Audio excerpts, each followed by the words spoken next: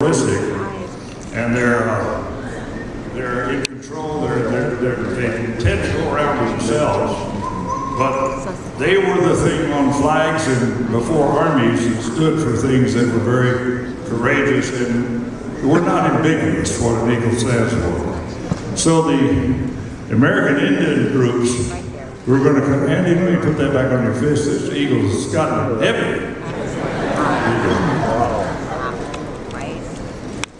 Okay. No, okay.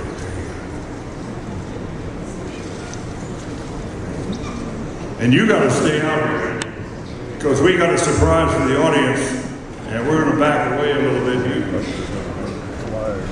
And ladies and gentlemen, I want to introduce the Eagle Dancers. And that's one of the reasons we have this eagle here, so you know what it's all about.